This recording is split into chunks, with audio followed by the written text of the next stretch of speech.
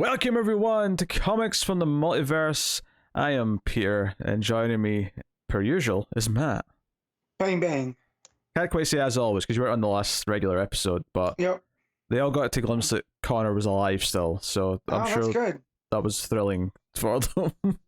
That's good. We know his lactose intolerance and the cat allergies probably are trying to do him in. Yeah, the cat's been drawing blood a lot recently with the claws, so there's no news that could sound more delightful to my ears, quite frankly.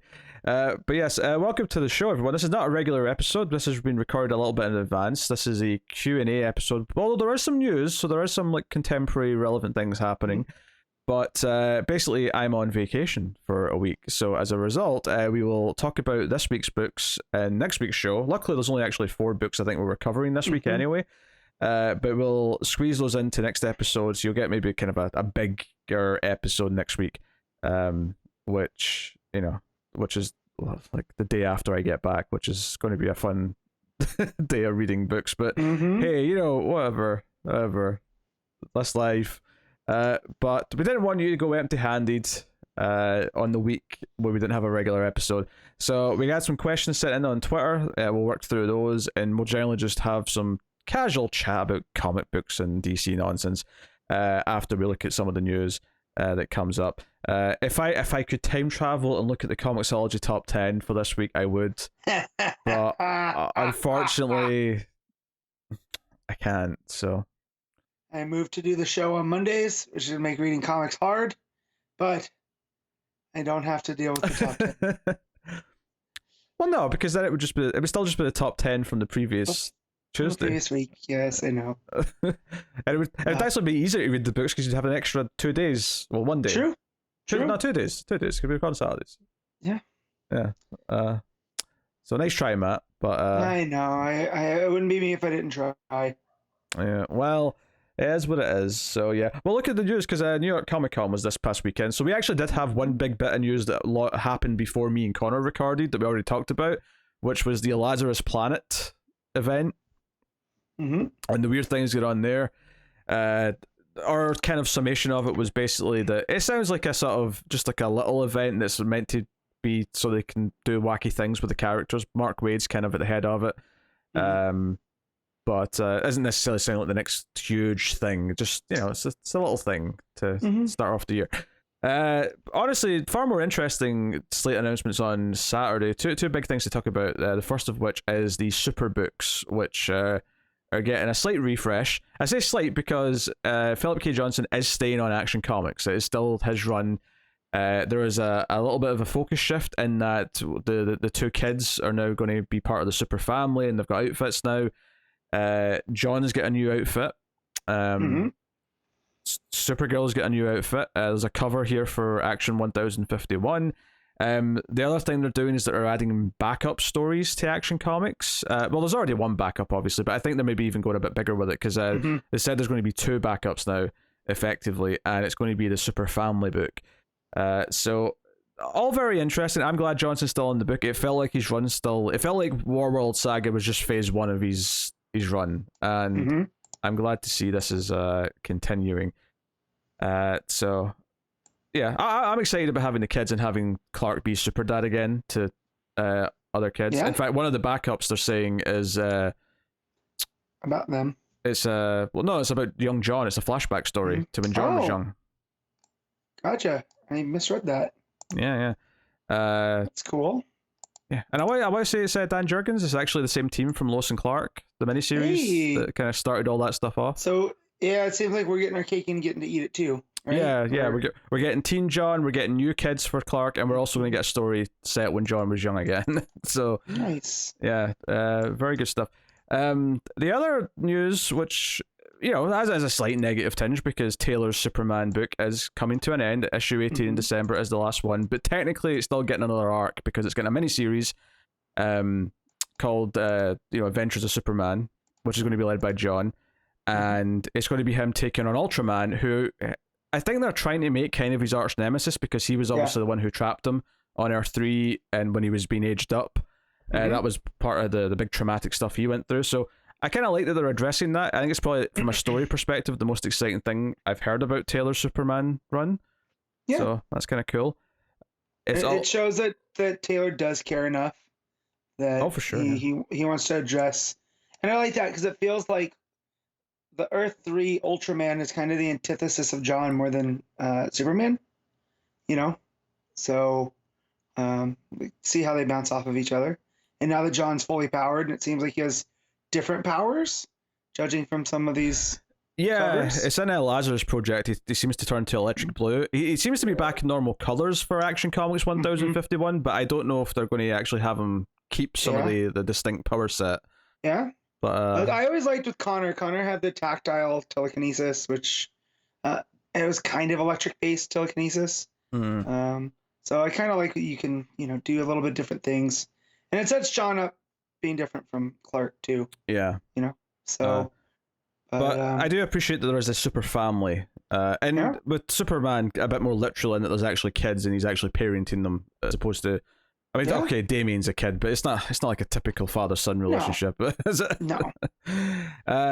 So that's cool. But although it was worth mentioning that Taylor was teasing that there's more Superman things for 2023 to announce, and it kind of sounded like he's not going to be completely done with the Superman corner of the DC world. So I suspect there might be something different or new announced after his miniseries.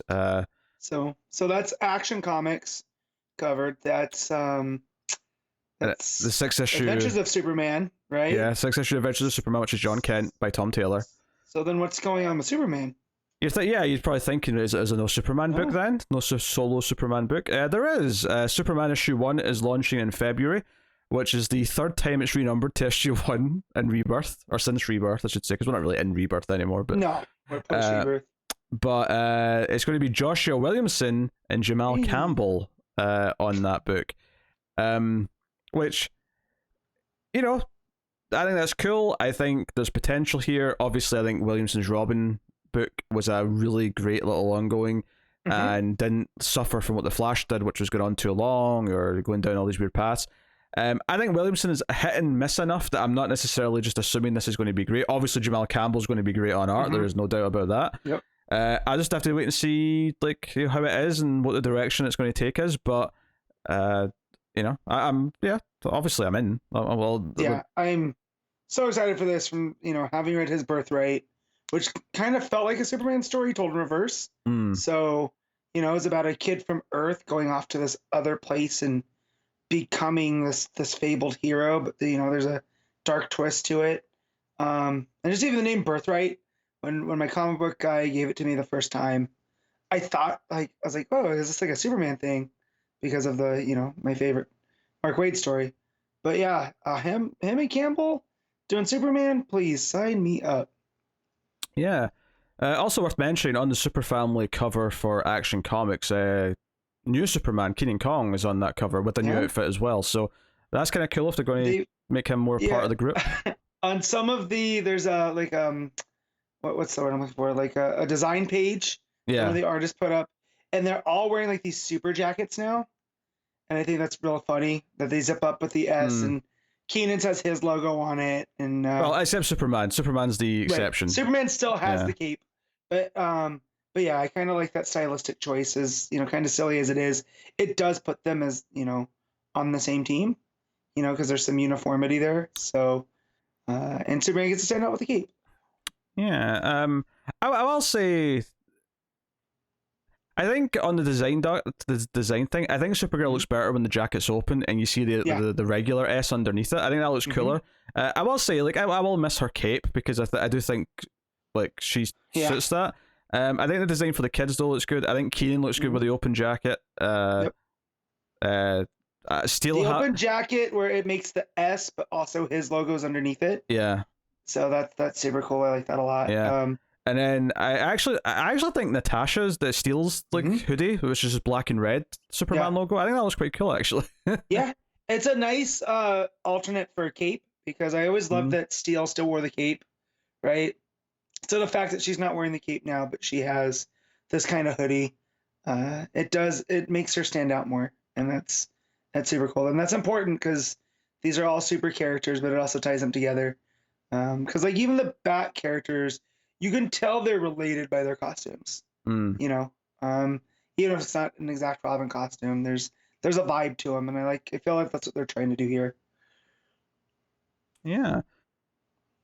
So that's pretty cool. I mean, I do appreciate that they're treating the Superman line like it's actually a line, and you know, so it feels. I mean, it's not obviously equal to Batman sells so well. There's always going to be more Bat books, and that's okay. But they're still treating it like, oh no, there's a corner of books. There's 3 or 4 books at a time.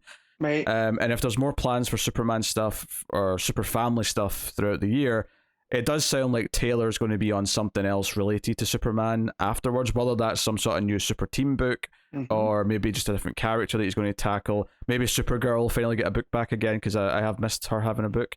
Yeah. Who knows? But regardless, it is nice for them to be treating it like it is like a corner. And they seem to have faith in what Johnson is doing, which is good, because it's legitimately a great Superman run, and it's maybe the best one that we've had in I don't know, since before the New 52. Basically. Yeah, because Superman's kind of been up and down. Like, I enjoyed parts of the Bendis stuff. Yeah, but the fact that he was writing both of them, it weighed them both down. Yeah, there was definitely good things in the Bendis run, but there was also bad parts, and there was the JR, you know, Reign of Terror in action, which was a shame. Well, and then even the stuff in Rebirth we did, like, there was that one issue where they went and read a bunch of stuff on monuments, you know? Oh, yeah. Well, that was a shame. Like, that's the start of that Superman run by Tomasi and Gleason felt like it was going to be this special run. And after the first arc or so, it started to kind of like slide just gradually until we got to the point where they're just reading monuments at a park, and it's like, oh my god, this is tedious shit. What are you doing? No, that's right. I think that this news dropped on my birthday, so happy birthday to me. Yeah, a bunch of people sent it to me, so that was nice. Superman needs a win. So. Hey, you need some cheering up on your 50th birthday, Matt. I agree. It's not funny, but you're not far off. Closer to that age than I've ever been. So I don't like it. I mean, until you pass that age, that'll always be a true statement. No, I know. That's why I said it. You know? So the other news from Saturday, which is kind of a big deal going forward, even if it's not necessarily as, you know, exciting story-wise as talking about new comics, is DC Rebirth, their subscription service, which is, you know, you sign up for it, you get all their books digitally 6 months after they come out. When they started this, Marvel responded by changing Unlimited to 3 months delay, because that used to be 6 months as well, and they said, oh, we're better than DC, so we'll do 3 months, which is actually good. Competition is good for us, because they try and one up each other, and we get better things as a result. Right, because we're not these silly people that only read DC. I mean, right now I am, but that's all I have time for. But, you know, I would love to read Marvel if I had the time. Sure, so, yeah. Yes. So DC have announced a big thing here. So the smaller part of this, which I don't think I even realized wasn't a thing, but they're going to start putting the graphic novels on there on the trade paperbacks, which is basically just like a slightly alternate way of reading some of the same stuff. But whatever, that's fine. Maybe it means the original graphic novels, like the young adult ones and stuff, will be there now when they weren't before. Cool, right? That's obviously a good thing and whatever. The big thing though is their new tier, the Ultra tier. So the base price, which is not that expensive, it's like, you know, $7 a month or something like that. You get the book 6 months after they come out digitally. Cool. Ultra tier, which you have to pay yearly, you can't pay it for it monthly, but you have to pay it yearly, and it's about double to triple the price. I'll get the exact figure down here. And the reason why I'm confused a little bit is because there's an introductory price. It's $100 till like the end of November, and then it goes up to 130. No, 100. I saw 129. Yeah, I think it's 130. Yeah. Yeah. Right. So before that price, a year, which still works out to just over $10 a month. Yeah. You get all the books digitally 1 month after they come out physically. And this is obviously a big shift. Comic book shops aren't going to be thrilled with this. In fact, one of the things that DC announced after this is that all DC books for 2023 are returnable because of this announcement, because of this new thing. So the funny thing about this is that I think this was inevitable. I think them being the same days for the release is inevitable. and this is just a huge step towards that.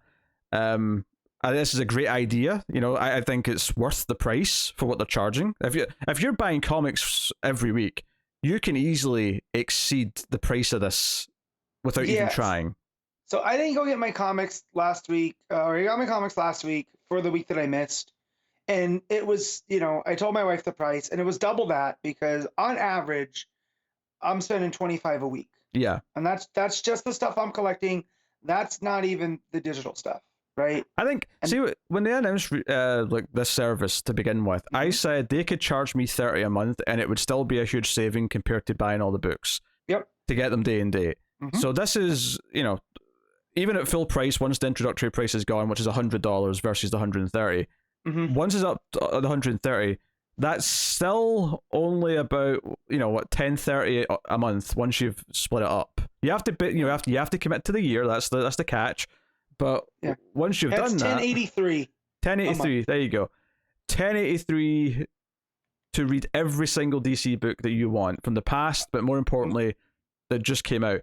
It's the past that gets me because as someone that sometimes has slip in issues, right?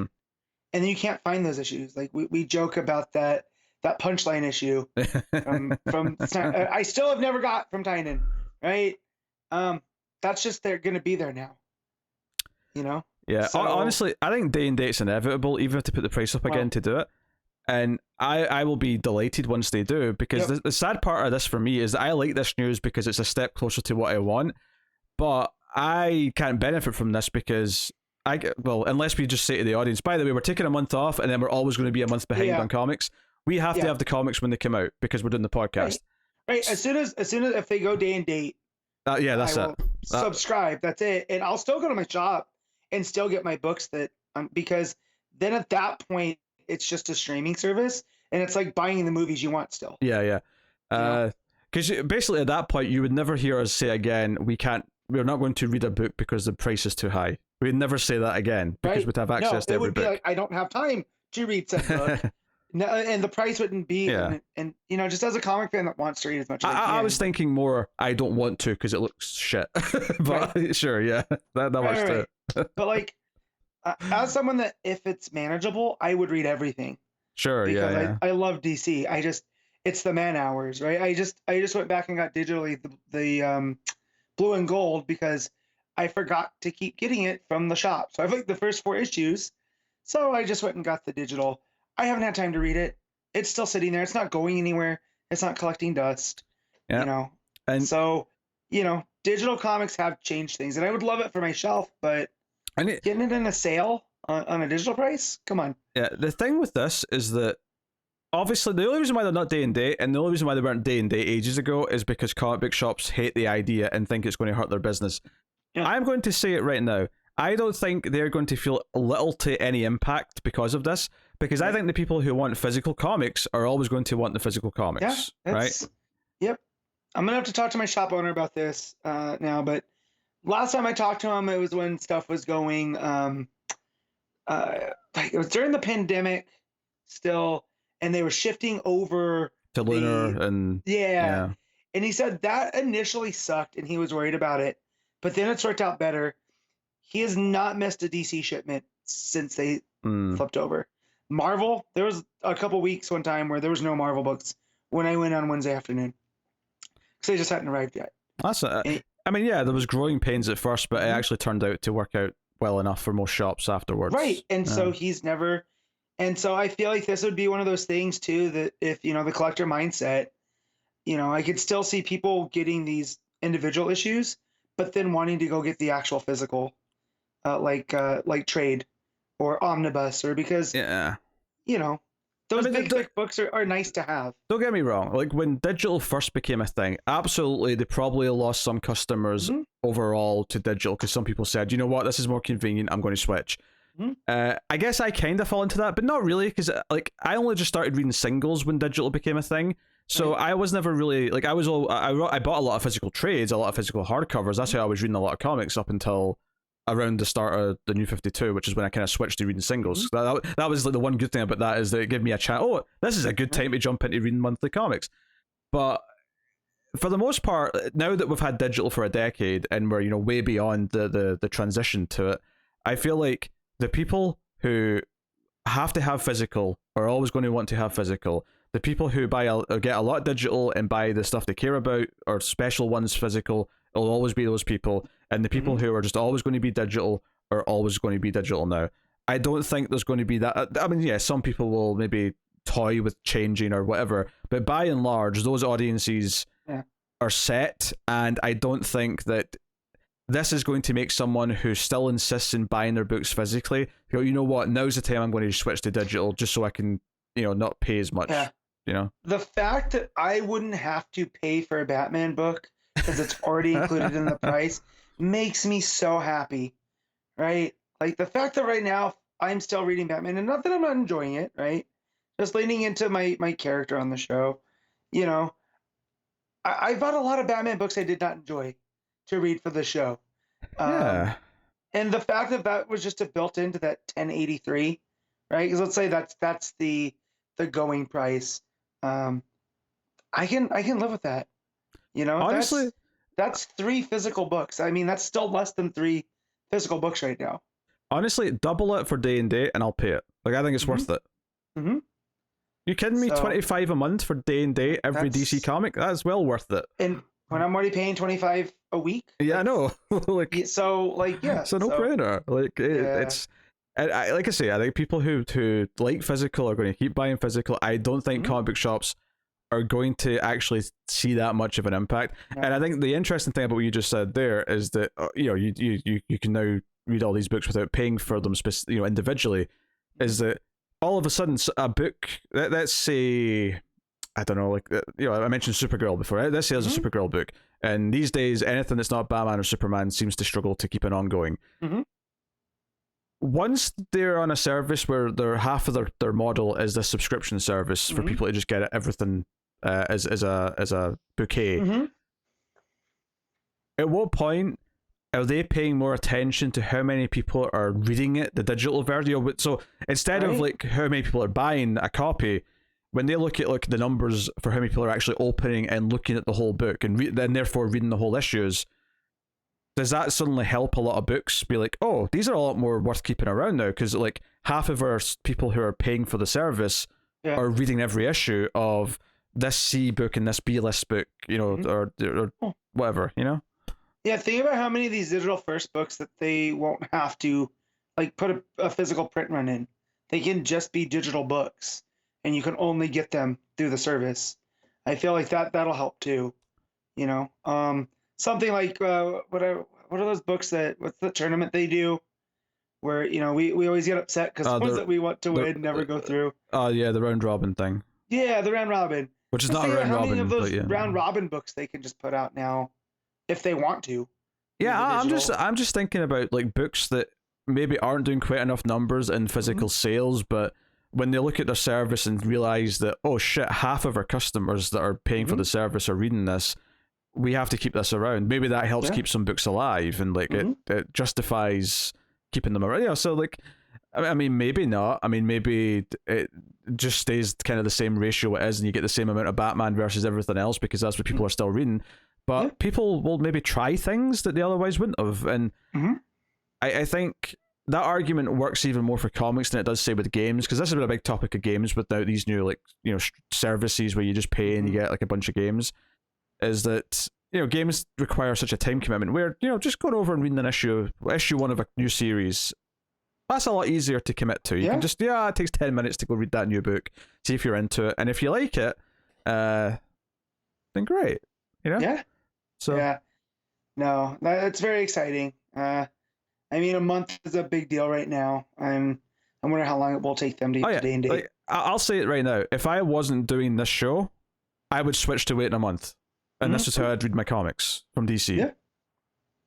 I'd be a month behind on DC. I'd probably sign up for Marvel and be 3 months behind on Marvel for Unlimited. And I'd never have to worry about, buying the big 2 comics ever again.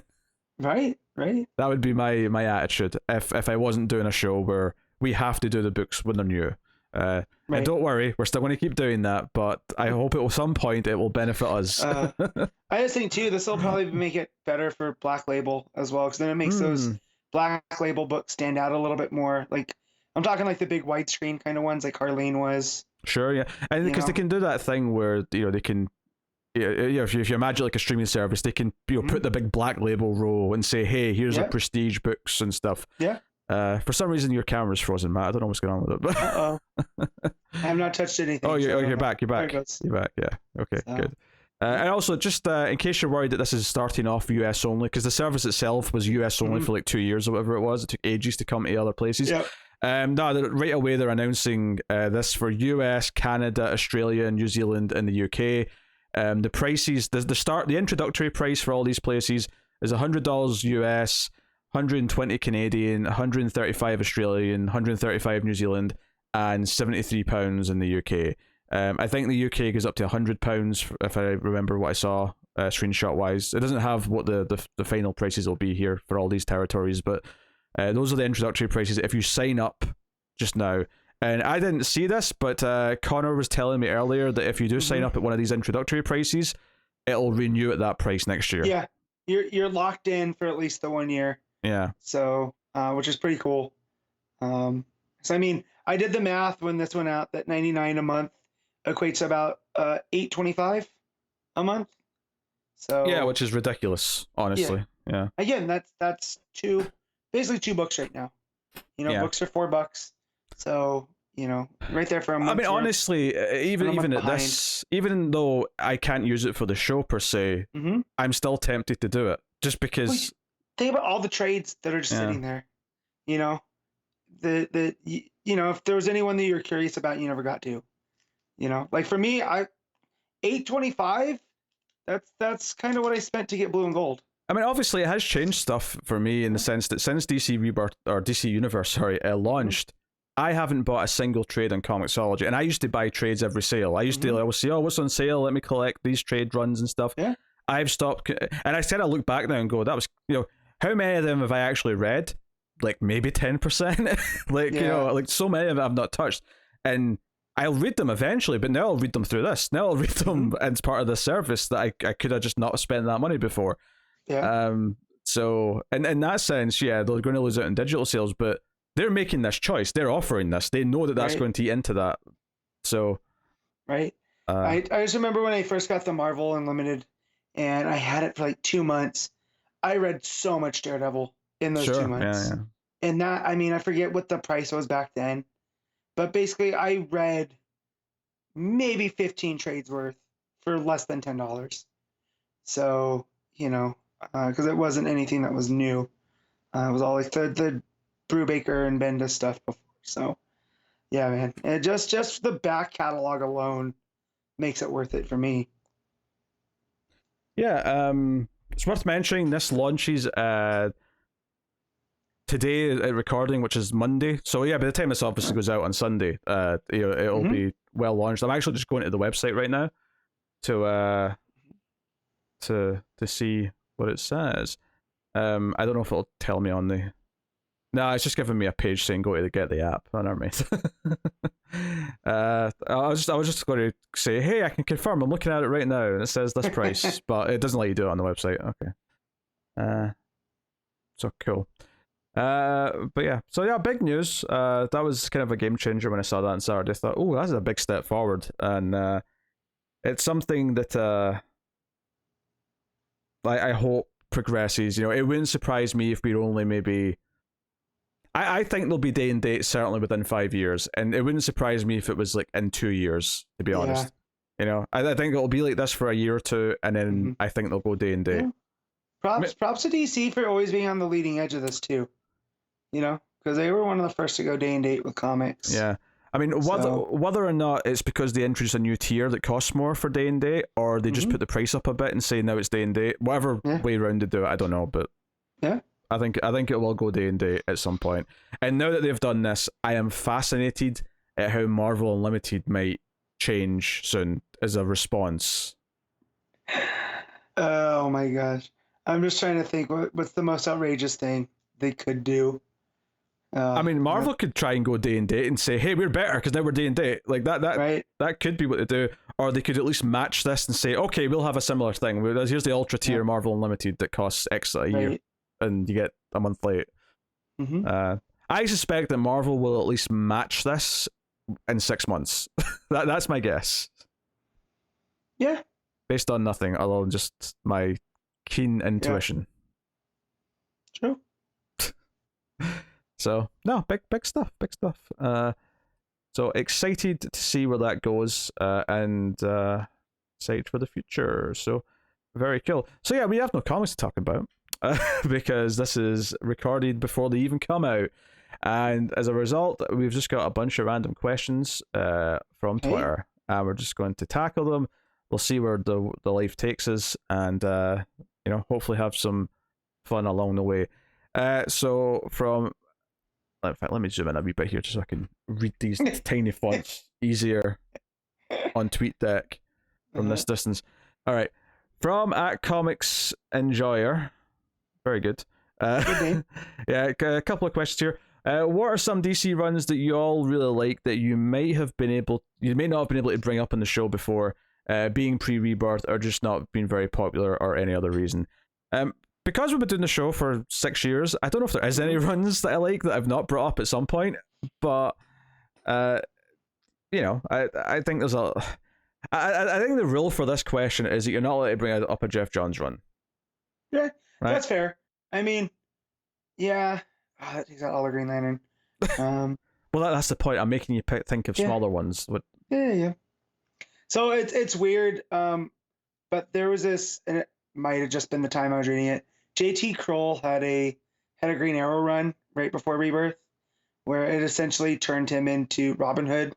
In there was a forest that had popped up because of the events of Cry for Justice, and Oliver went and lived out there like he was Robin Hood. And even the sheriff he fought was very reminiscent of the Sheriff of Nottingham, and it just totally leaned into Robin Hood, and I thoroughly enjoyed it at the time. So that's one that I don't get to bring up that often. You got one off the top of your head, Pete? Not one that I've not mentioned. I mean, like I always want to sing the praise of Brian Q. Miller Batgirl. Like I always want to. We bring that up. Scream for the rooftops. I mean, I also from what I've read, Cassandra Cain's book, her Batgirl book, is also very very good. There's a lot of, I think that's the thing I miss most, and part of the sad thing about only the big 2 or 3 characters having ongoings now is that there used to be a lot of good like smaller characters, like these side characters who had great ongoing books that would last a long time. Yeah. And it's something that we've kind of lost. So, yeah, whether it be Batgirl, Supergirl, and Nightwing. I mean, Nightwing's obviously got a book, but yeah. Just those kind of runs. God. This is over 10 years ago. I'm trying to think of runs that aren't Johns related. I mean, I probably have brought it up a bunch, but Tomasi's Green Lantern Corps that ran at the same time as Johns. I would enjoy that book a little bit more just because it was focused on, a team of Green Lanterns. So that one was always good. And even before Tomasi was on, there was Dave Gibbons, and it was more of an anthology style where it would switch between different, each issue would be about a different Green Lantern, or each arc. I can't remember which one. And that was a lot of fun, like the first 10 or so issues that did that, I want to say. That was good. What was going on in Batman before Rebirth? Can't even remember. I mean, I'm sure we brought up Snyder's Tech Run, because we're big fans of that one. Sure. Do you mean before New 52? Because I mean, Batman New 52 was just Snyder the whole time. That's what I meant. Yeah. It was before. It's been a long day. Yeah. Well, yeah. I mean, obviously Grant Morrison's Batman, which led into there's a lot of offshoots of that I really like Streets of Gotham by Denny, and that really good. That also obviously led to Snyder's Detective run, which I like more than his Batman run from New 52. Yeah. Like Black Mirror is fantastic. It's that Tiger Shark. The art in that, there's an issue where Dick's hung upside down and he's being dunked into an orca tank by Tiger Shark, and just Chalk kills that image. It's permanently ingrained in my brain. That one was a lot of fun. I'm trying to think what else that wasn't John's. So I'm such a fanboy. Yeah, because he just sit and go, oh, Johnsy's Flash, Johnsy's Green Lantern, Johnsy's JSA. Like it's so easy to sit and do that, which is why I'm insisting you don't. But we can provide it because you got another one here. Also, what is a dream book following Dark Crisis, or as new books are getting announced for next year? Ideally with creative teams. So that's a good question. Obviously, they've announced a new Superman book, and I suspect they're going to announce. I think Batman Detective will stay the same because they just changed. I think those will still be those will still just be the current runs. I mean, the obvious thing has to be a Green Lantern book, right? Yep. But before we even get to creators, like we need a Green Lantern ongoing that I want to read. Maybe two if the market will hold. Sure, yeah, maybe two. There's so many good characters there, and I'm talking just the Earth ones, right? Like I haven't seen Jessica Cruz in forever. Other than just being in the background in group shots, she's like, I would love a Jessica Cruz Green Lantern book.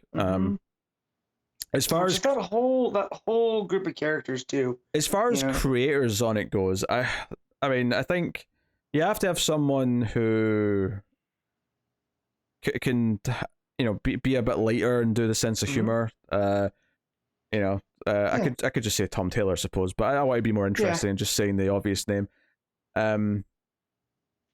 Who could you have? Like, maybe Tamaki would be good on a Jessica Cruz Green Lantern book. I could see that working. She did the kind of team element on Tech really well. Yeah. So you could also have other characters like supporting Jess.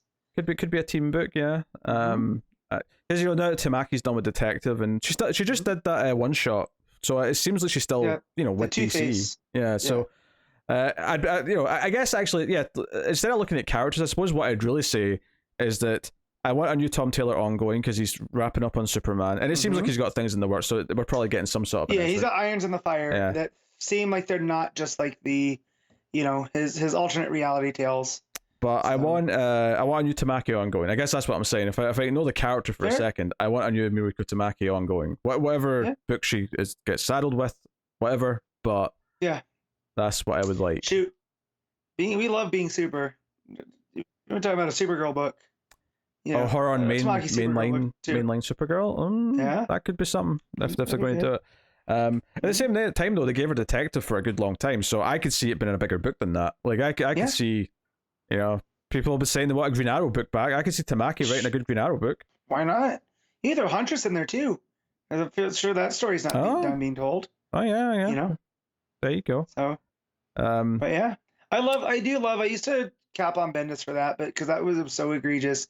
But I like when writers do take threads that they're interested in and they carry it on. Like Taylor's done it very effectively through Nightwing and Son of Kal-El.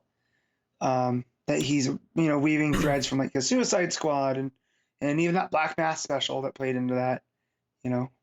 So yeah, I wonder who else do we really like? Well, actually. Obviously he's on Detective, but with Swamp Thing being done, I feel like Ram V's got a slot open. Yeah. How about a Ram V ongoing? Oh, what would he be good on? What big characters are kicking around? Because he's already done Justice League Dark and he's done Swamp Thing, so I feel like you want to keep him on a darker toned character. He's already doing Batman, obviously, so you'd maybe go elsewhere. Well, his Andromeda is really good, and we need an Aquaman, so I'd like to see what he would do with Aquaman. Oh, okay, I can see it. I'm kind of staying away from that just because he's technically already done. I mean, I know it's only obviously it's not ongoing Aquaman, although I would like an ongoing Aquaman book. Now you've mentioned it, I do miss having that. It's been a minute. Yeah. I'm thinking, Joey, because he does so much good stuff with culture and weaving it in. What if he does like a new ongoing Shazam, so he can bring in Black Adam and talk about Kandak and stuff like that? I could see him doing a lot of good stuff with that because he plays with ideas really well. Yeah. So kind of the last Black Adam I read, they were playing with the ideas of gods. That's such a Ram V concept. He's very good at world building, and then mixed that with like how much cult. I mean, obviously in Swamp Thing, he's dealing with India, which is a real place, but like just the way because in the Detective right now he's putting all this made up culture. I mean, some of it's based on real stuff and mythology, I'm sure, but he's putting in this made up family from Gotham and and all this history into it. I could see a lot of interesting stuff in like a Shazam, which would maybe be a bit later. Maybe it'd be like a bit of a challenge for him to do something that's like veering away from the dark and the gritty as much. Everything you said, but with Hawkman too. Okay, sure. We could do that. A Ram V Hawkman book where he takes on the concept of reincarnation and how much that changes, who the original soul of that is. Yeah, I'm there for that. That's a book. Yeah, no, I agree. But yeah. So, yeah, I think that'll probably do that question. Okay, so next up, let's have a look at Z questions. So we got a bunch from @Grayson Cassie Boy, which, by the way, some of these people come back later. I'm just going in the order they came in because it's easier. Gotcha. Right, so that's actually an interesting thing. I don't know if we have much of an answer to the question in this, but do you remember last month sometime we sat and like had these conspiracy theories because there was a book, I don't even remember what book it was, but like Amanda Waller mentioned being on a different Earth, and we started having all these crazy theories about what was going on. It turned out it was actually much simpler than what we said. Amanda Waller from the main Earth's on Earth 3 right now, and that was established in one of the things we didn't read. That we didn't read. That was the Earth 3 Nightwing. Yeah. So this question references that. Do you guys think that the fact that Amanda Waller has Earth 3 under her control ever since War on Earth 3 crossover will factor into Dark Crisis? I know she is referenced in an issue of Action Comics, so I'm guessing yes. I don't think it's going to affect Dark Crisis for the fact that Dark Crisis is doing things with infinite Earths, not the Earths that we've already done, right? Like, we haven't really seen Earth 3 pop up there. I feel like that would have been more in the Williamson lead-up book that we read. I mean, we are dealing with multiple worlds, so it's not out of the question. It might factor in, like, maybe they get reinforcements from Earth 3 because Amanda Waller sends a bunch of, like, villains over to help fight or something, but I wouldn't say I'm not anticipating the idea, It's like, if it happens, it happens, but I'm not. Yeah. I mean, we're coming up to a reset soon anyways, right, after Dark Crisis, so if they want to do it, sure. Yeah, I don't know to what extent the reset is. It doesn't feel like it's completely wiping like continuity around like that. It just feels like we're it's gonna be a fresh reestablishing status quo a little bit. Have you guys ever considered reviewing some of the new Maelstone Earth M stuff? I personally have been enjoying Duo and Icon and Rocket. Some new stuff is also dropping in February. I think the fact that I have no familiarity with any of the characters has made it kind of an easy corner to ignore, because it's this bouquet of books that are kind of an addition to everything else, which when some of these books come out in a busy week, it's the easiest thing to say, that's kind of separate because it's just a little corner and we can kind of ignore it. Yeah. I mean, I've thought about it, but it comes down to time. And like, I'm glad that those books exist, like, because then they find, like, I used to love finding the hidden gems at DC, like, where it felt like it was the book that I was reading that no one else was. And so, and then when it finally gets some mainstream recognition, it feels great because you were there from the beginning. And yeah, just with Milestone, it's never connected with me outside of Static Shock. When Static showed up in Teen Titans, like, such a long time ago. And just I'm playing with the TV show continuity and whatnot. It was funny actually is a long time ago, I went on like a Who Cares About Maelstrom rant, and I felt bad about it afterwards because I was confusing Maelstrom with Wildstorm. So I sat here and went, who gives a shit about Maelstrom? And afterwards, when I realized what Maelstrom was, that it was this curation of black creators trying to make books for that audience, I was like, shit, I sound like a dickhead because I sat but I was thinking about Wildstorm because I was thinking of just shitty 90s comics. I don't think it was that much of a rant, or else Connor would have fought you on it. Oh, sure, but it might have just been a throwaway line that feels like a rant now. I mean, it was meant in jest anyway, but I felt bad afterwards when I realized my mistake. I went, well, wait a minute, I was thinking of Wildstorm. Maelstone's actually culturally a bit more important. So they're trying. I mean, there was what was his name? Hardware book that's been coming out. There's this Icon and Rocket. There was a Static book for sure. A Static book, and that's like, again, that's cool. I'm glad that these books exist for people to read and discover, and might just be your whole corner that you love. I mean, I did that with Titans, so long ago. Joe, I when I think first got into comics. I think the part of the weird thing is with this is that because it's a separate corner, but it's a separate corner of more superheroes. I think I'm inherently more excited about a corner of horror books that are different because it's different to the main stuff that I'm reading. I think when I look at this, I go, oh, it's a separate corner, but it's a corner of more superhero stuff, and I don't really need more superheroes in my life necessarily, you know? Yeah, that makes sense. So I think that's something that sticks out. And another question from the same person: is it just me, or is everyone doing contradictory Two-Face stories right now?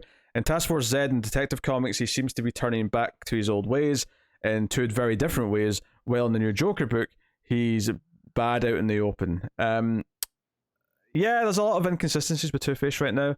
I wouldn't count the One Bad Day one shot because those feel like they're kind of independent. Yeah, those are kind of standalone for the story that they need to be. But the whole point in Task Force Z is that he has people guessing him. You know, it's that way to throw them off. But Rosenberg writing both of those. So in the new Joker book, that's Rosenberg being familiar with Joker. So who knows at this point? I didn't get to that. I got that book. I didn't get a chance to read it. It was a bit weird. Yeah. I wasn't super into it. There was some nice moments, but for the most part, I was just kind of feeling alienated by it. Gotcha. But yeah, so I started it, and I remember Joker showing up at a restaurant and serving blood in a soup. So yeah, and that's all that sticks out. But yeah, that is kind of weird because those shouldn't be contradictory considering it's the same writer. Yeah, bit odd. More from Grayson.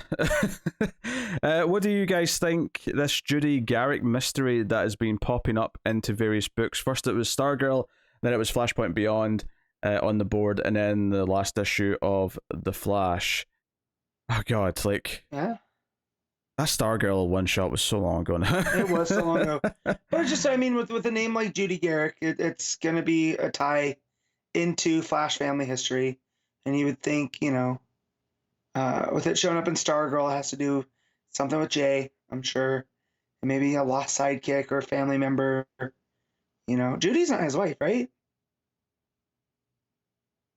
I don't think so, no. Look. I remember. But yeah, I don't know. I think it's just a fun right now. It's a fun... What is Jay's wife's name? That's what I'm looking up. I want to say something like Pam. Yeah. Joan. There you go. It's Joan. Yeah, Joan. Apparently, back in the Golden Age, they had a daughter named Judy. So maybe mystery solved. We solved it. Yeah. There you go. So maybe they're pulling Judy from the time stream, and now they're going to be a new Flash family character. You know, which again, we just got a big Superman family announcement, right? Flash family is another one of those that feels like it's growing. You know, with Wally and his family, and we're getting, you know, Surge, and then Irie's gonna have a new code name coming up too. Mm-hmm. So, you know, definitely feel like big things in the Flash family. Yeah, with John's using characters like the New Frontier version of Steel and Helena Wayne Huntress, are there any legacy characters that you would like to see return who haven't been used in a very long time? My pick would be Hector Hall and Golden Eagle. This is an excellent question that I don't think I've got a good answer for, but I've got a feeling you might have a few up your sleeve. I mean, the Hector Hall one's good because I like when they use any of these Hawkman characters for legacy type stuff. Trying to think of some of the other ones. Like, I know I miss Jessie Quick being Liberty Bell at times. I wish she could flip back and forth, you know, because it is just it comes down to a thing, but. Liberty Bell as a character too. I feel like we don't get enough of her. You know, in a lot of these old JSA stories, we forget that she was there too. Trying to think of some of the other ones just off the top of my head. Sand, right? From the JSA. Oh yeah, I would agree with Sand actually. He's been a long time. Such an interesting character. He was Sandy the Golden Boy and all this stuff that, you know, I just feel like with and again, this is a lot of JSA things because the JSA has been noticeably absent through most of Rebirth. So... Yeah, I think for me, because like I'm mostly someone who has read, you know, the 2000s era and maybe a bit in the 90s, like I feel like for people who read a lot of Bronze Age and like just immediate post-crisis, I feel like people who are really into that era probably have tons of these to say, because a lot of people from that time have been forgotten. I think because a lot of the writers writing right now kind of like grew up reading the same era that we did, a lot of the characters that we care about are at least being somewhat serviced. So I think that's why maybe... Well, I mean, for the longest time, it was Connor Kent for me, right? So, you know, that was a character that wasn't being utilized at all, and then Bendis brought him back. And now he's on the cover of the Superman book as part of the family. So, trying to think of some other ones of some of those Golden Age eras that got folded into other. I mean, it feels like they're doing stuff in that Superman announcement. They had announced Power Girl returning to her Kryptonian roots. You know, so that's another one that would go up there with the Helena Wayne side of things. So. But yeah, nothing off the top of my head. I mean, I could say Legion of Superheroes because they're still effectively floating out there somewhere. But I mean, there's been books that just weren't very good. Right. So to me, they didn't happen. Okay. Yeah. From at Sea is Real. Few questions here. All sort of like one after the other. What are your favorite movies? Any genre, not just comic book. So as this is a bit off topic as a question, but I'm okay with that.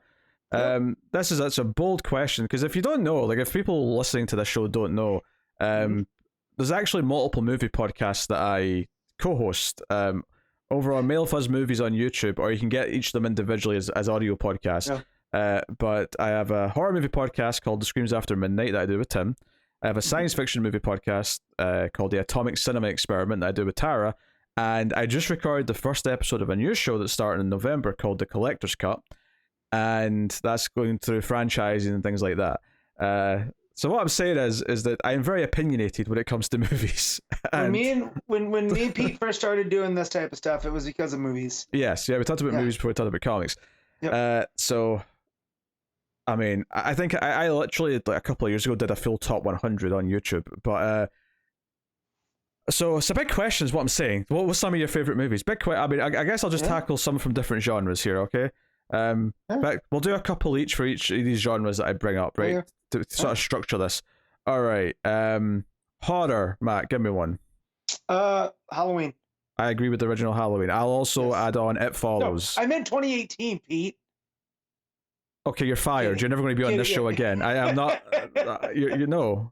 No. Kidding, of course. Yes. The only worst thing you could have said is if you meant the Rob Zombie one. No, hell no. I have taste, please.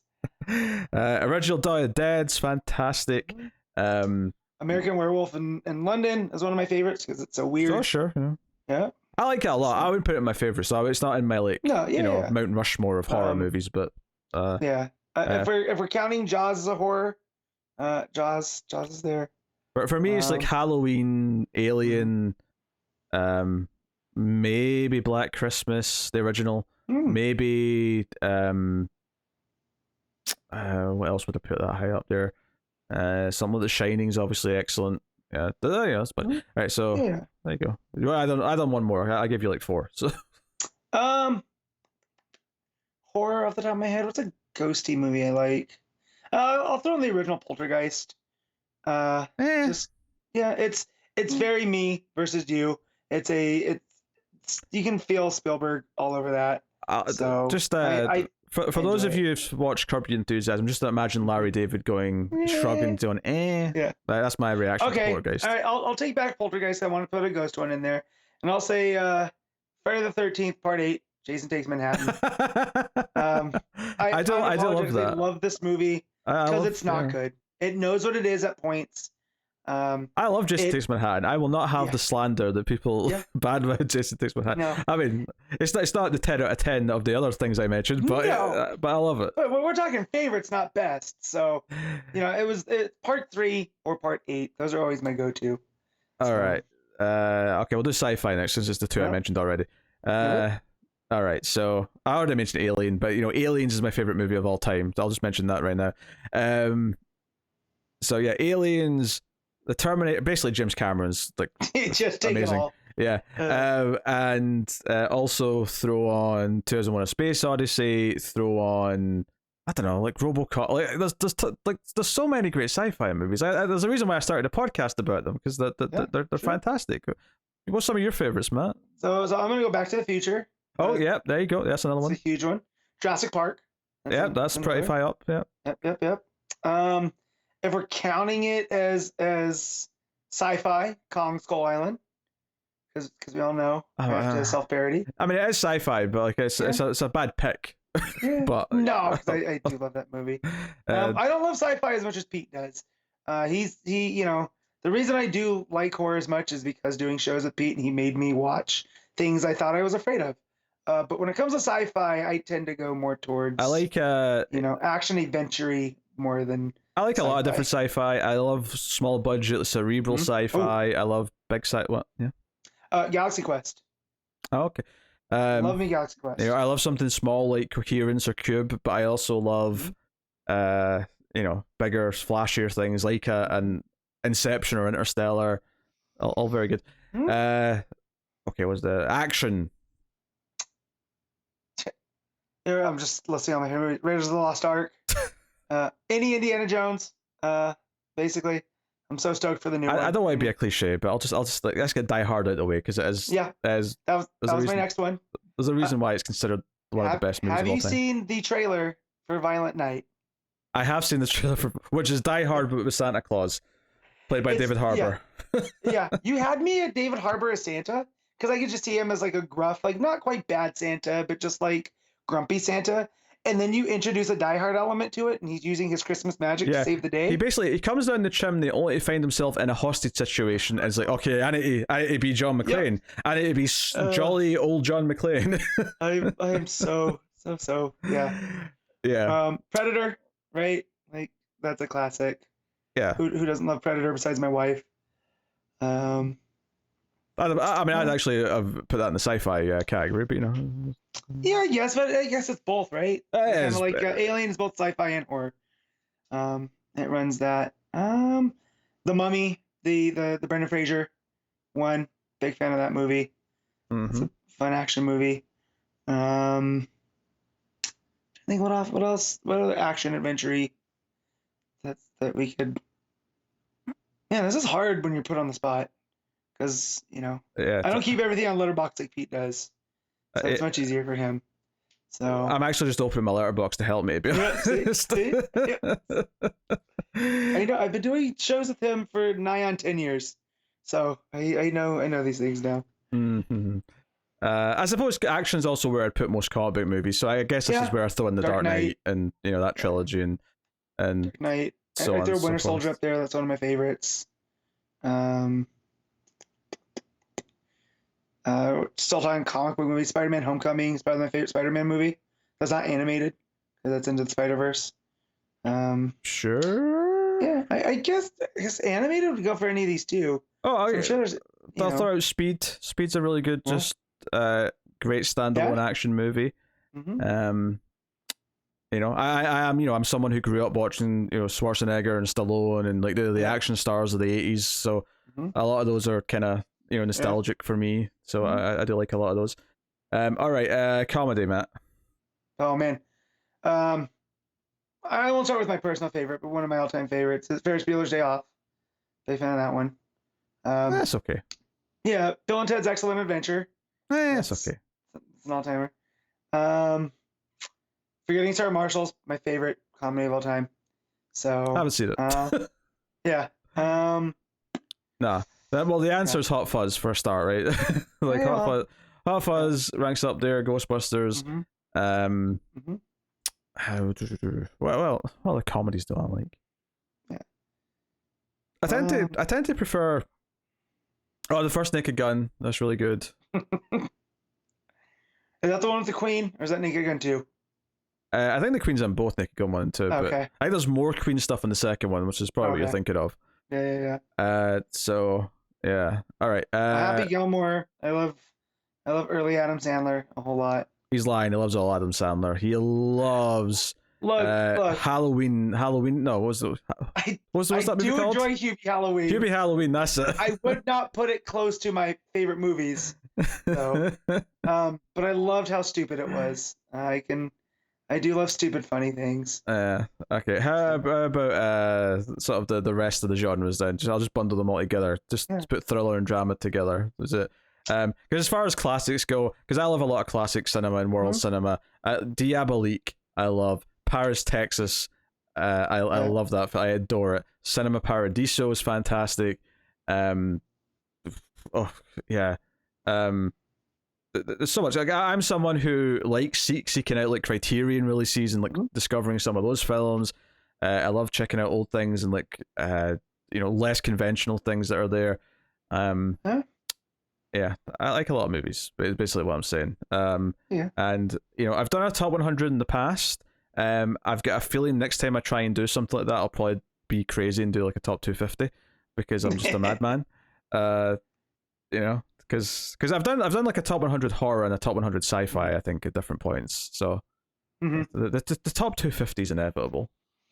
Oh boy, like Thanos. I am inevitable. What about your sort of other favorites? If we're talking classics, I love Strangers on a Train. Most early Hitchcock, I'm a big fan of. Treasure of the Sierra Madre. It's a good John Ford.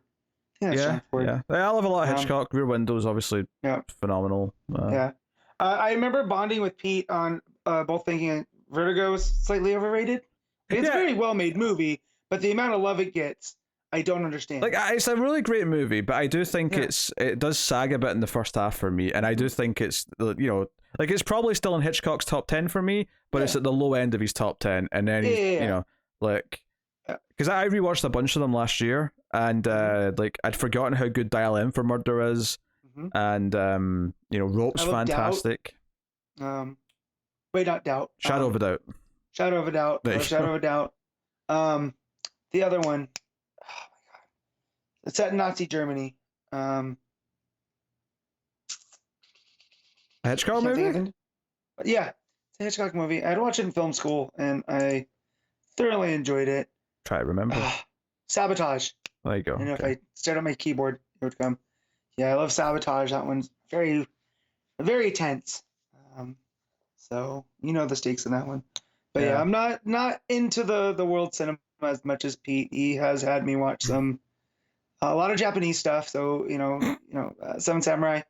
Oh, Korea makes a lot of good movies. The last Parasite obviously is the new one that everyone loves, but if you go back to like Old Boy and films of that era, there's tons of great stuff. What's the one that you made me watch with the guy from Old Boy? He's the protagonist, and then he's the heavy. So Sympathy for Mr. Vengeance? Yes, Sympathy for Mr. Vengeance. That one it's played out kind of like it's super dark early, and then the stuff that the secret agent James Bond type does to the guy that killed his beloved, it gets Looney Tunes in its violence. I love that movie. That's another one Pete had me watch. So good. Yeah, and as far as like recents, obviously we mentioned Parasite there, but like some of my favorite recents would be like 1917. I thought was fantastic. It's if you're trying to make a movie appear as one shot, you're basically just appealing to my fetish. Yeah, I know. 1917 was so good. That's one like the first Avatar that I feel like watching it on my TV at home isn't going to do it justice. So seeing it in the theater was a big part of its appeal. So, but 1917 was up there. That was So basically, if you want to hear more talk about movies, specifically for me, there is thousands of hours of it over on Mail Fuzz Movies. If you haven't checked that out before, so and most of it is available as audio podcast as well in the various feeds. But so very good. Imagine asking what some of our favorite movies are and not expecting a long answer to it. Good thing Connor's not here to tell us he's still never seen Back to the Future. So no, he's seen it. He just thinks it's not that good. Oh, I thought that was one he hadn't seen. No, he just goes, "It's fine." He's want to assault him. He's not watched the sequels because the first one's just fine. I know. I hope the dog finds him again. Yeah, right. Just to knock him down and break his other arm. Yeah. Who are your favorite DC villains and why? So this is interesting. See, that's the thing. I do love Joker when he's done well, right? I love how much of an antithesis he is to Batman. I love him in the same way that I kind of love the shape Michael Myers as a horror movie villain. I love the Joker, and he is this force of nature. That he is just like complete chaos, and he represents that ideal. But of course, Joker is obviously overdone. So to pivot to more interesting answers, I do like a bit of Mr. Freeze to stick with the Batman villain.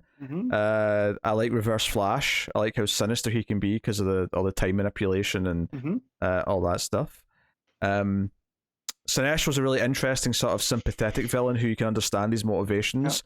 I think, and obviously Lex Luthor's a great villain for a variety of reasons because he's again kind of understandable. And you can kind of dig into his ego and what makes him think the way he does. Like people kept saying they wanted Cranston to play Lex Luthor, and you could say it's just because he was bald for one role, but I actually do think that Walter White is a very Lex Luthor character in a lot of ways, and there's a reason to compare them.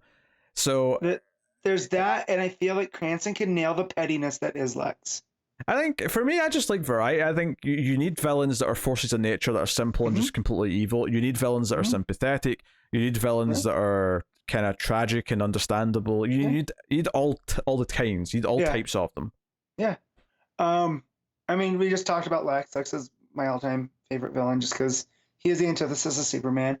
I also love Cheetah, and to get into that, but that's more on the tragic side because when you use the Rucka origin and the fact that she was trying to uncover this lost piece of knowledge and it corrupted her. You can kind of group something. Like I would put Sinestro and Black Adam very close together as far as characters. Cheetah I would put very close to Two-Face as a type of villain, right? They're very similar. Another one of my favorites. I mean, unless we're counting Ivy as an anti-hero at this point, because I feel like she is now. Yeah, she's kind of evolved. But she was another one that's as tragic that wants, another set of circumstances, and they're a hero, not a villain. And then Ra's al Ghul for he's kind of the Lex Luthor minus the pettiness, and I just love how Bond villainy he is. And some villains, obviously Mr. Freeze has a lot of sympathy as well, but I think Mr. Freeze is just like, when he's well designed, I love how he looks, and I love the visuals that he brings to what he does because of all the ice and because of the outfit. I think Clayface mechanically, because of the shape-shifting, is a really interesting villain to have to like work around. Obviously I liked when they made him kind of more of a hero in Detective Comics, but so I guess like I can sit and tell you why I like a lot of DC villains. It's probably easier to like look at the ones I don't like and sort of say it's because we have too many of this type, or because their design's just kind of overcomplicated, or they don't challenge the villain or the hero in an interesting way, kind of thing. And that's where you get to sort of your C-list villains that are kind of like but like they're there. Like obviously Brainiac's great, right? And you've got Zod, but because actually Talking Superman asked a question on his Twitter this week, which was basically rank your preference for type of Superman villains, and the 4 options, which by the way, Nuclear Man did not fit into any of these options, but it was like Kryptonian villain, an alien villain that's not Kryptonian, a human villain, or a human that's got powers of some kind, is enhanced with and I'll bring this up because I just think it's an interesting question to answer. Is that number 1, human with no powers, because it's the total opposite of Superman, right? And that's why what makes Lex so interesting. Number 2 would be aliens, but not Kryptonians. Number 3 would be humans with powers, and then last would be Kryptonians. And don't get me wrong, Zod's great, but like with Kryptonians, less is more. Every time they reveal another Kryptonian somehow survives, you lessen the Kryptonians that are already around. You're watering them down. So that's why they're my least favorite of the group. And the reason why I'm bringing that up is I'm saying that once a character has their perfect like intelligent villain, or their perfect physical villain, or their perfect kind of like polar opposite villain, once you start repeating that further down the ladder, you they start to feel lesser and lesser. It's diminishing returns. So I don't know if that was a good answer necessarily, but no. But also you mentioned Mr. Freeze, so I feel like I have to go with the cold one, and I love Captain Cold. Oh yeah, and yeah. he's had the anti-hero type vibe, but just the fact that he can't get out of his own way and he's constantly making his life more difficult, but it's somehow the Flash's fault. I like Like, the idea of the roles because it's this team of misfits that get yep. together because they are kind of all a bit useless in some way. Yeah. Well, and they all have their things. So solo, they're not that much of a threat. Like, yeah, sure, Heat Wave or Weather Wizard, they can cause chaos, but it's when they get together. And Yeah, for more on this topic, we did the top 10 villains for, was it episode 200 we did that for? I believe so. Yeah. We had to organize them and agree, and yeah. It was an anniversary. It was either 200 or 250 or maybe a 100 or something. But I think we did top 10 heroes maybe after for 100, so I'm assuming it was after that. But yeah, we did sort of do our top 10s for this. Next question, also, we're still on Seeing It Is Real here. What got you into actually reading comics? I've probably told this story before, but this is Batman Begins was what got me reading comics. I grew up watching the Batman animated series and watching the movies. I watched the Superman movies, and I kind of fell away from it because I think like a lot of people when you're kids, once you hit about like 12, you want to kind of get away from stuff that seems kiddie because you want to feel grown up or something, and you get away from it. And then when Batman Begins came out when I was 16, and it was so freaking good, it kind of reignited a love, and like that movie spoke to me in so many ways, and kind of, and I already loved Batman from the animated series, but this was kind of like really made me connect with the character, and I wanted to read the comics. So it made me seek out Year One, it made me seek out Long Halloween, and I kept I read all the big classics from there, and then after I'd read like 24 Batman trades, I was like, oh, I'll read some Superman, and then from there I was like, oh, I want to try the characters that don't have because at that point, if it wasn't Batman or Superman, there was no other media, so it was like, oh, I want to read some Flash and Green Lantern because they don't have movies, they don't have TV shows. Right. Okay, yes, Flash had one season of a TV show that I'd never heard of at the time, but that's not here nor there. So yeah, as Batman Begins, I just that movie, like I felt like I understood Batman as a character in a new way after seeing that made me kind of inspired, and I just kind of went from there. But it was also a movie for you that kind of got you reading? Well, it wasn't so much a movie. It was I've always had superheroes as far back as I can remember, and it's watching the cartoons. Or there was that Adventures of Superboy show that was on in the 80s. I remember being a big fan of that. I can't remember not knowing Christopher Reeve as Superman. Like it's just always been in my life. My parents have early videotape, of me running around with a towel tied around my neck to be Superman.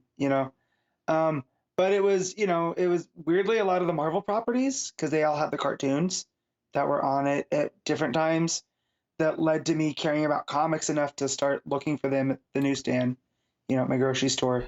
So I'd pick up an X-Men comic here or a Batman comic there and whatever when you can find them. But it wasn't until I officially went off to college. When I say go off, it was, I had to drive 10 minutes to my local university here. But they had a comic book store across the street. And so in my time in between classes, I would go there and just get stuff. And that's, I was pulled into DC because of Jeff Johns. I was reading Wizard magazine a lot at that time. And that's actually how I was getting most of my comic book information, just because there wasn't any close comic shops. And they kept talking about how great this Flash run is. And now he was taking over Teen Titans. So I found those two, and I have not looked back. Yeah, because I was relatively late in the sense that I was 16 when I read my first comic, and I don't think I knew anyone who read comics as a kid. It just wasn't something that I had nothing against them, but no one I knew read them. My parents weren't going to introduce them because they didn't really know anything about them. Yeah. So it just wasn't in my world. It was just like it wasn't until a movie inspired me, and I was like, because by that point, obviously, I've got the internet, I can go seek out information, but there was no natural gateway for me early on, despite the fact that I liked a couple of big comic book characters. Like I don't even know if I knew they came from comic books until maybe later. When I was like 7, did I know Batman and Superman were comic book characters? Probably not. Yeah, like that's a good question because I knew them more as TV and movie characters because I watched the 60s Batman show with my grandpa, or not my great grandpa. I just called him grandpa, but that's when FX was just starting. And that was like the only thing they played, and he loved Adam West for whatever reason. And so I would sit in his living room and watch the Adam West Batman, and almost learning to read, because of the onomatopoeia with the bang and the pow and all that stuff. But yeah, I don't think at that time I knew it came from a from a comic book. I just knew it was a character. So I wonder if that's how kids are going to be with Marvel characters going forward, where because they're just everywhere right now, if they don't Yeah. realize that like Iron Man and Captain America and Spider-Man are in comic books. I think the fact that comic book sales haven't really picked up that much, even though Marvel movies are this big enterprise now, it kind of tells me that, yeah, like it's still as much of a niche to actually read the comics as it was before. It's not really, yeah, obviously some people will start reading, but yeah, of course. it's not this unmasked thing. Like, because of the movies, Marvel Comics should be trouncing DC in comic books, and they do sell a bit more, but it's not no more than they did 15 years ago. But it's weirdly the stuff that they're not really making movies about right now. It's the X line that's selling like super well for Marvel. Do you know what I think that tells you? I think it tells you that the audience who care about the comic books, well, I'm sure they all go and see the movies. Yeah. It tells you that it is a very separate thing where they care about, in the same way that a video game audience, just because like something is a big movie doesn't mean people are going to care about the video game, and vice versa. Or like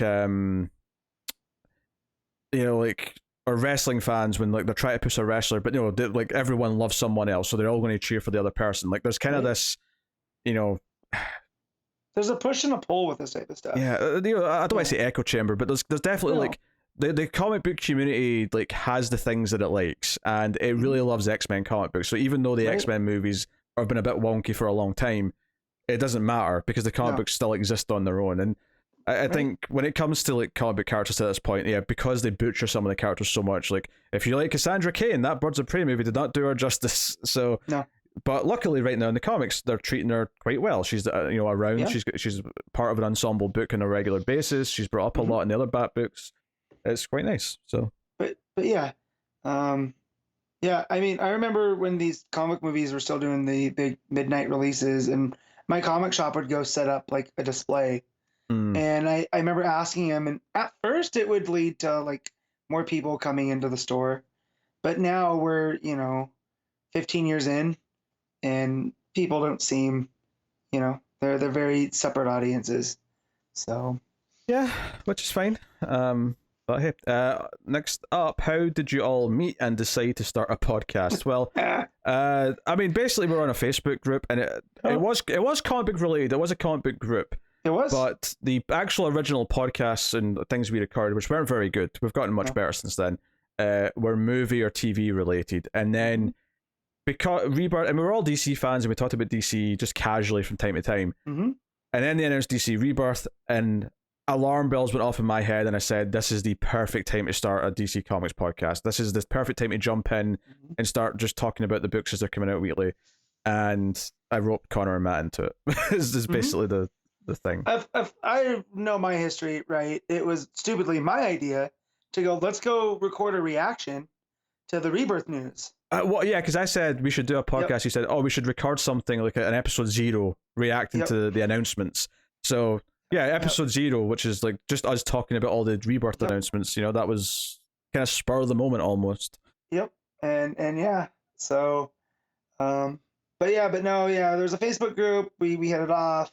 And then me and Pete started doing a movie podcast. Which, for the record, like I barely use Facebook at all anymore. Like, there's a few people I message on it because that's just where they are. But like, other than that, I do not post anything on Facebook. I've deleted most of my Facebook history because I don't really want it to exist. Well, you can't have the meme war getting out, yeah. I mean, we effectively just use Messenger to message each other more than anything. I mean, I'm on there for certain things, but even some of the groups I was in, just Facebook kind of sucks anymore. Yeah, I'm thankful that it brought us all together, and I have a lot of good friends because of that group. Yeah, there's a few people from that because the groups are kind of dead, but I still talk to a few people outside of the people who obviously everyone knows from the podcast. But I still talk to James all the time, who's a guy that I met on there on Twitter and stuff. It's just the conversations moved. You're either in the Discord or you're just chatting casually on Twitter now, as opposed to a Facebook group. Things have just moved on. But that's basically it. And then the final joke question I'll say here is: when will Peter finally realize that Jason Goes to Hell is brilliant? And I will tell you right now. I'm not going to sit here for this. You son of a bitch. No, I don't have to deal with this type of disrespect. Movie's trash. Absolute trash. I'll make a not a wager. I'll make a concession. You can tell me that you like that movie as a horror movie. It is not a good Friday the 13th movie. That's all right. I think that's a fair statement. Yeah. You could say like, yeah, sure, it's a weird possession-y thing. It is not Jason. I mean, part 5 is the one that I like the least after it goes to hell, but it's at least pretending to be a Jason movie. Goes to Hell doesn't even care. Yeah, no, I think 5 is quite watchable, to be honest. Like, it's obviously one of the weakest ones of the classic movies, but I still think I think it's perfectly watchable. I would never skip it when I'm going through the franchise. No, because it sows the seed for one of my favorites, which is Jason Lives. But I will skip 9 every time. Yeah, every time. Yeah, I wasn't even upset when I got them all on digital for that sale last Friday the 13th. Because now I can just skip 9 and go get Jason X, and I'll be fine. Yeah. Jason X is a blast. Which, by the way, the first one upgraded to 4K last month. So your first Friday the 13th is just magically turned into 4K. Hey, great! Isn't that nice? Hey, we're gonna watch those. We're having my niece over to watch scary movies for the spooky season, and I think we might watch one of those with her. I'm not sure which one yet. I'm glad that someone asking about Friday the 13th. I'm glad that some of the weird shit we tangent into is actually appealing to at least some of the audience, because they give a shit about it. I think Jason Goes to Hell. You can tell me any of the other ones are a masterpiece. I'm like, yeah, okay. Yeah. That one, no, thank you, sir. But I tell you what, you can go to hell with them if you want. Yeah, that's right. Next up, Booster Green. This is 2 parts to this. Give a sequel to any mini or maxi series that you enjoyed. What are you picking? That's a good question. Because especially recently, there's been a lot of good, these 12-issue Tom King books and things like that. Not that I necessarily want a sequel to any of those. Right. But I would. You brought up Being Super earlier. I always thought that could make for some great follow-up stories set in that world. But because the thing about these is that most of them are self-contained and end their stories, so I don't know if a lot of them leave me wanting more, unless it's one that feels like this could be the start of an ongoing book. You know? So like Harleen, just because of what that did with Harley Quinn and made me not, dislike her as much as I did before. There's so much more to that story that Sedgwick was getting into, where it just kind of ends with her becoming Harley.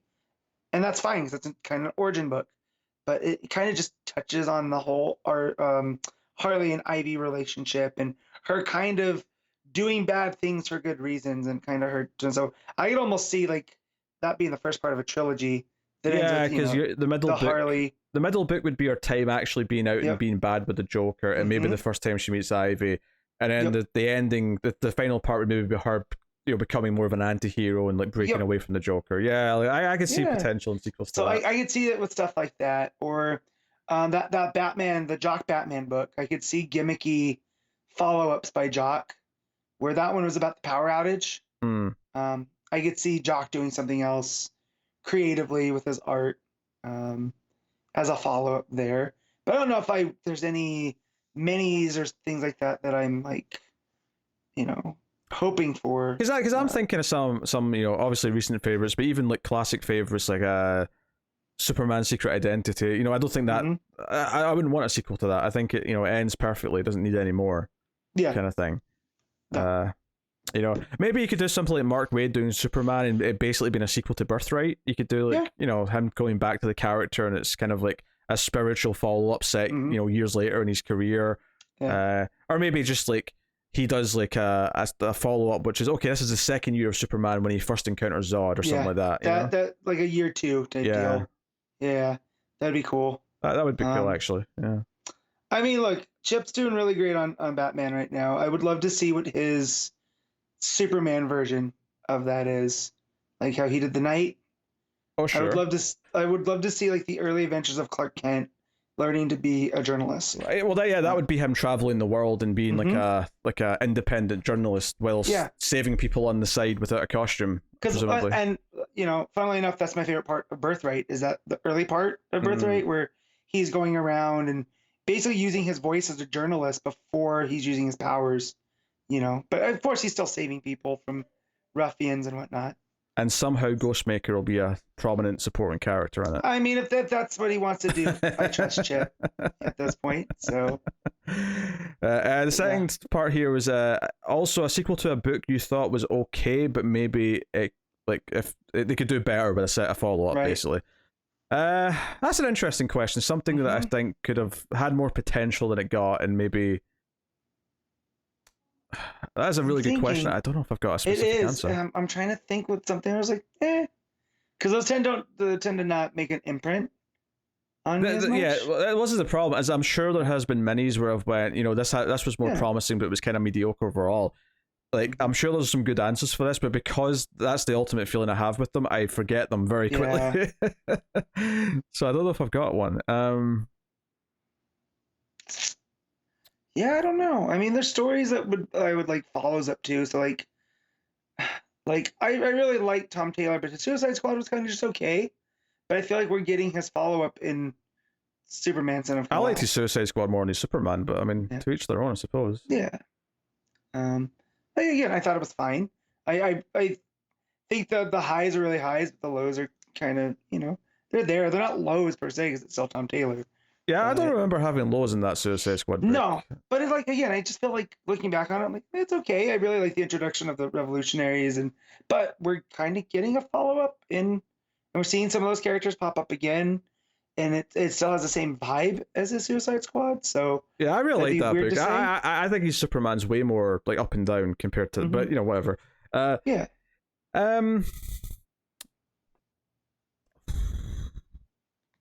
Yeah, this is a tough one. That's a tough. I honestly, I think I have to tap out. I don't think I've got an answer. I'd have to research that, I think, and go back and check and look at things I've read. Yeah. Where are we? Next up. So, question from Phoenix Rising 21. Do you think DC Universe Infinite Ultra? That's a really awkward. Like, just got DC Ultra. Let's just call it DC Ultra. Is DC's answer to the Comixology relaunch fiasco?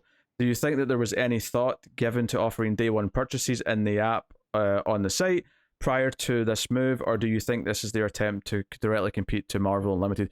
Obviously, we kind of talked about this in the news, but I think to tackle this question directly, I don't really think it's got anything to do with the Comixology, like Amazon, like relaunch. Like, obviously, it's unfortunate that's happened, but I like that conspiracy theory, though.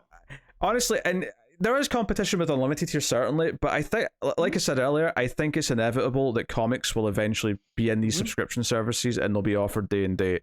I think it's something that we're going to get to no matter what, and this was just the next step. I think competition with Marvel is a part of it, but I think the idea of them like enticing new people who like the idea of being able to read everything and choose whatever they want without choosing what they want, meaning spending another $4, another $5, another $4, on every single issue.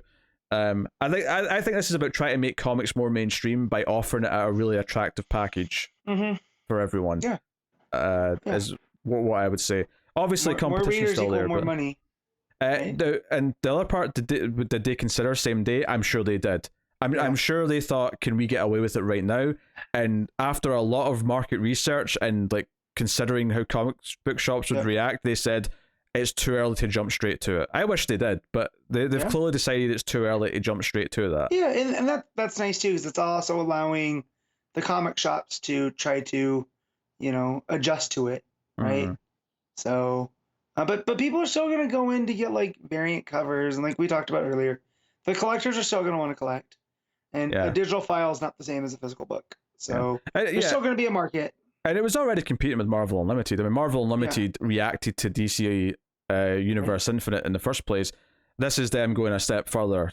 So, like I say, competition is good. And, but yeah, so, I don't think it's getting to do with the Comixology relaunch, though. Although it's a nice plus that it gets to kind of circumvent that. If you read your DC books via this way now, you don't have to deal with Amazon's app, which is not as good as it used to be. Nope. But hey, so yeah, cool. Let's find our next batch of questions. Okay, as long-time DC readers yourselves, this is from at River Wilson 93, which I assume is when he was born, because sounds a bit feasible. So, as long-time DC readers yourselves, any advice for someone who likes the announcements coming out of New York Comic Con but is cautious to be excited as they have been burned by, I guess maybe Midway reboots before? Yeah. Just look at the creatives, right? Yeah. If you like Williamson, if you like Philip Kennedy Johnson, and you like Tom Taylor, this is all great news. Yeah, I don't think getting to write more books. This doesn't feel like a big Midway reboot. To me, this doesn't feel like a huge change. It seems like a recalibrating of the Superman line, right? Like we went from the Bendis to that ended, and then we had Aged Up John, and we had War World. So they decided to split those Superman books between Clark and John, and now it seems like they're recalibrating where we're getting a John miniseries, but Clark's back. I mean, that's specific to the Superman stuff, though. But obviously, Lazarus Planet's a part of this. Mm-hmm. Honestly, all I would say is just try not to treat it like such a big deal, because it isn't. Like, if you don't like this Lazarus Planet stuff and you don't like what they're doing, like, it won't be that long until it's changed again. And that's okay. Give some things a try if you want to, but and it's easier than ever. If you want to just do it monthly, you can just sign up to the new Ultra thing. This Lazarus Planet almost feels like that JLA or the Justice League Winter Story, where the it feels more of that in size rather than like like a Dark Crisis or whatever. Yeah. So just read what you want. If it appeals to you, go ahead and read it, and if it falls off, stop reading it. The old saying, vote with your dollar. So yeah, pretty much. I guess just don't. Every time they make these big announcements, don't think it is actually as big a deal as they're saying. Like, just in perspective, it's very cyclical. Things will always come back around, and But to be honest, like, they have good creatives on most things right now, so I'm feeling personally quite optimistic. But I'm feeling quite spoiled. Yeah. And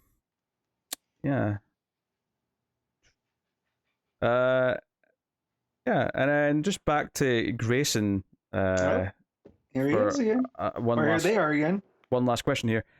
Notwithstanding some news that's going to come out of January, do you guys think the Weekly Lazarus Planet is going to lead into a new status quo for books coming in March?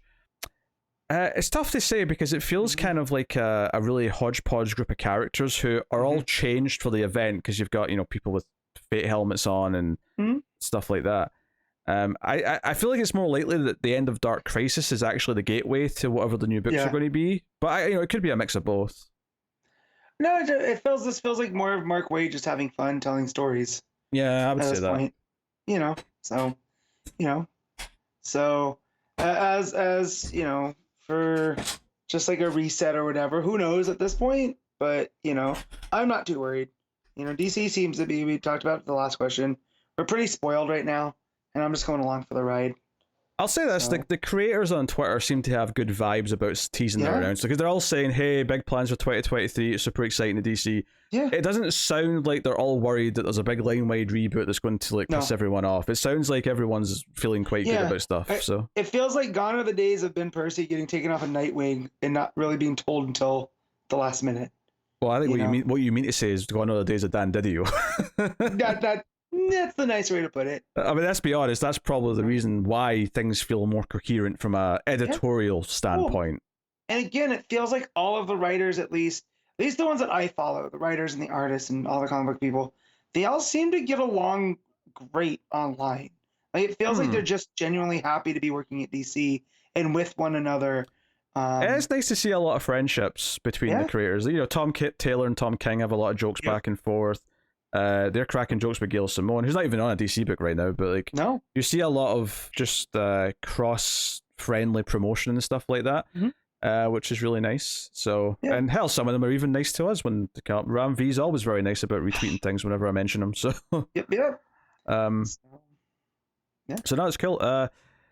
It's good vibes. Like, it's the sort of thing where like you feel happy about supporting creators as well if you think, oh, they seem like decent people too, on top of just the quality of the 100%. work. Yeah, 100%. So And it's always nice. Tom Taylor as a follow before he was writing my favorite characters was great because you just seem like he's just this happy-go-lucky dude who gets to write comic books for a living, and now he's writing my favorite characters and he's killing it, and it's just a bonus. Yeah. So that's cool. I I'm excited to see what they've got coming out of this new dawn of the DCU or whatever they're calling it. Like what other new books? Is there more ongoing books, or are they sticking to like just like 12 issue books for the characters that aren't the big 3 or 4? Right. I'll be curious to see, because I do expect more announcements for. I mean, maybe not January, because they may have announced them at New York Comic Con if it was, but certainly for February and March, I expect there will be, a handful of new books. Right. That are... And I can see them wanting to space that out too, not just doing all at one time. Yeah. I mean, we know new Superman issue 1's coming in February. It wouldn't surprise me if we do get some cool returning books, whether it be a Green Lantern book, which has kind of disappeared now, or a Green Arrow book finally, or an Aquaman, or there's tons you could pick, right? Yeah, and I'm just naming ones that had books earlier when we were in Rebirth days. They all had books. Well, I also assume we're going to be getting some kind of Blue Beetle thing if that property's still coming out, right? Like you'd think they'd want. I mean, Blue you Beetle. say that, but well, I suppose there's a Black Adam book right now, but I'd say a lot of it is just these weird one shots that are kind of disconnected from the actual comics. Yeah. But there is a 12-issue book, admittedly, as well. Right. In time for the movie, which is good. Man, that movie's 2 weeks away, at least for us here. That's weird. I wasn't even paying attention to it, to be honest. Well, the only reason I know is that I got a trailer before I went and saw the original Halloween on Friday, and yeah, it was like October 21st. I was like, oh my god, I didn't realize it was that soon. So. I can't wait to not go see it. Yeah. I mean, I'll probably be there. It's The Rock. But I also said that about Super Pets, and that was in Super Pets was in theaters for 1 day, I feel. And now it's on HBO Max. I'll get around to it after spooky season. But, I tend to watch most things with The Rock in them. It is a toxic trait that I have. I mean, it's not that toxic. I mean... No, but I did go see Skyscraper and Rampage in the same summer, and... I only have myself to blame. It leads to some unfortunate movies you have to watch, but I don't know if it's toxic. No, I just, so hopefully Black Adam's good. It looks like a 2000s Marvel movie, and that's not a compliment. Aye, pre-MCU is what you mean, yeah. Yeah, pre-MCU. So, oof. I saw Lecture in theaters. I know the pain. I've never seen that at all, so I'm happy to say. And I'm someone that sticks up for the Ben Affleck Daredevil movie. The director's cut's not half bad, but I saw the director's cut. It was still shit, but I still like it. But yeah, so Elektra, you're not missing anything. I didn't think I was, honestly. It doesn't even seem like it's bad enough to like one day I think I'll watch Catwoman just for the hilarity of it. Yeah, because it's so bad. I think Elektra's in this awkward, even worse place where it's really, really bad, but not funny bad. Yep. Yeah, it's just a bad movie. It's not like a fun bad. So, yeah. That is a shame. That's a shame. But yeah, I mean that's pretty much it for the questions. So thanks to everyone who sent some in. I have been like recording so much stuff the last few days, like having stuff prepped for the week I'm gone, and the TV channel is going to suffer the most because obviously if you're not around to do the new episodes things, you're just not there.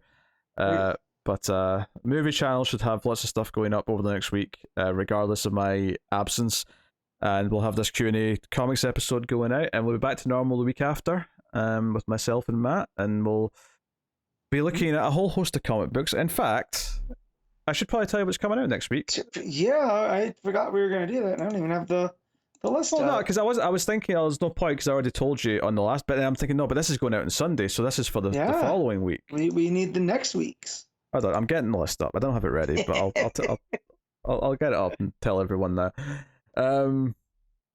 Yes, so if League of Comic Geeks would like to load, you bastard. Alright. Your comics. Yeah, okay. So I'll just quickly recap the 4 books that we would have been covering this week if we were recording at the normal time. Would have been Superman Son of Kal-El, Batman vs. Robin, Batgirls, and Jurassic League. So we'll be doing those next week, along with the books that are actually out next week. I'm going to tell you everything that's coming out, which will include stuff that we're also not covering. But out next week is Nightwing issue 97, The Flash 787, Batman Superman World's Finest issue 8, Batman the Night issue 10, Flashpoint Beyond issue 6. I can't wait to see how that train wreck ends. Catwoman 48's out, Dark Crisis Young Justice issue 5, Deceased War of the Undead Gods issue 3, Batman One Bad Day the Penguin issue 1, DC vs. Vampires All Out War issue 4, I Am Batman issue 14, Black Adam issue 5, Rogues issue 4, Aquaman Andromeda issue 3, the Teen Titans United Bloods Pact issue 2, Fables 156, Harley Quinn the Animated Series Legion of Bats issue 1, GCPD The Blue Wall issue 1, and Scooby-Doo Where Are You 118. It's actually a really big week next week. It is. So yeah, we'll have a hefty episode next week with the 4 books from this week and a good healthy number from next week as well. So a lot I'm looking forward to. Obviously Nightwing's always exciting, but both Aquaman Andromeda and Rogues, oh baby, we're eating next week. Yeah? We're eating. That Nightwing cover is fantastic too. Oh, it's beautiful. Yeah. Yep. It's absolutely gorgeous. It's Nightwing and Batgirl, but they're in silhouette, but you can see the city lights inside their silhouette. Oh, it's like a negative space type deal. Yeah, like, yeah. With just the yellow of her cape and symbol and his blue of his costume. His Nightwing. Yeah, his Nightwing logo. And it looks like the Flash is a pro wrestling themed. Oh yeah, we knew that because it said next time Wally becomes a wrestler or something like that. Yeah, so looks like a lot of fun. Yeah, yeah. And I haven't checked to see if there's any non-DC books that we want to cover, but given how big it already is, I'm just going to assume that there isn't, and we'll be back to checking that afterwards. So, but yeah, so thank you very much for joining us, everyone. Hopefully this was a fun, casual conversation that you got to enjoy. We can thank our Patreon producers for the month, if I can find my sticky note.